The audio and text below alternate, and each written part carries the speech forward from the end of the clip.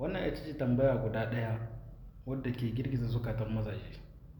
Idan har ka kama budurwarka ko matarka tana ci amanarka, shi ya za ka yi? Ya za ka ji a zuciyarka? Wannan shi ne ayar tambayar.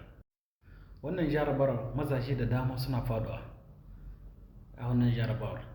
Wasu za ka samu abin zai kai iya matuƙar ɓacin rai da zage-zage da cin mutunci, kai ƙara da ƙaro ma har zai kai ma ya ɗauki hannun shi ya bugi mace. To ka biyo ni cikin wannan bidiyon, zan zayyana maka hanya mafi sauƙi da za ka bi idan har budurwarka ta ci amanarka. Cin amana dai ta zamanto ruwan dare gama duniya tsakanin ma'aurata ko saurayi da budurwa da dai wani abu da ya danganci wannan. To abokina, idan har wannan shine karanka na farko da haɗuwa da wannan bidiyon, to ka daure ka yi mana subscribe, ka yi lakin, ka yi partage domin samun bidiyo ka irin wannan na wayar da kai.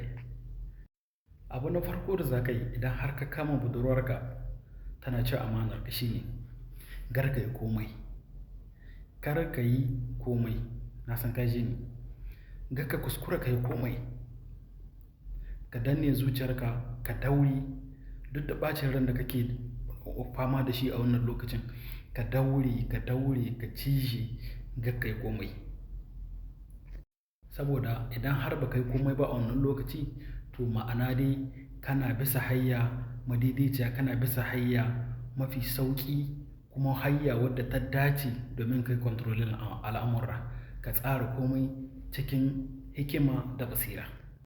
Na san wasu za su tambaya su ce, menene ya sa zan kama budurwata tana cin amana ta ko matata yi shiru? To ku biyo ni sau da ƙafa, zan ba ku dalili na. Abu dai na farko kamar yadda na gaya muku shine shiru.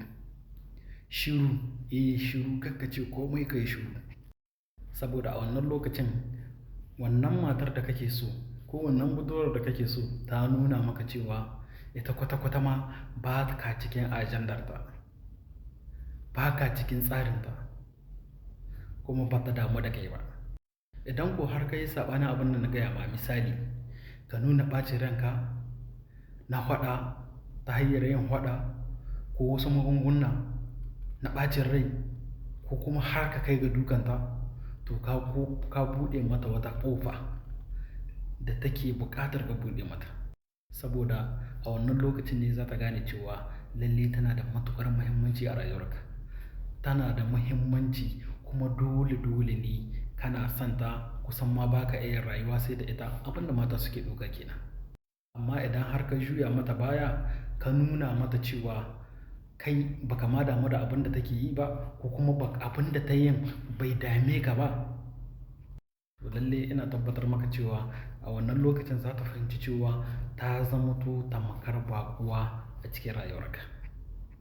Domin masu iya magana sun ce sarkin wai kwarai baya damuwa da rubabben kambu. Kar ka taɓa raida ka zo da mutuncinka akan wanda bai san darajar kanshi ba. Kar ka taɓa raida ka yi mugunta da zumuwar ɗaukar fansa.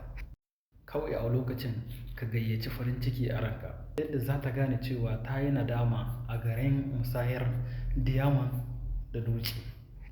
Kawai ka bar ta kan zaɓinta, kai kuma ka fuskanci alƙiblarka. Wakina, cin amana matsala ce ta wanda ya yi ta, ba taka ba. Ka sa min mutunci a comment idan har ka da cewa shiru ita ce hanya mafi dacewa idan har an ci amanarka.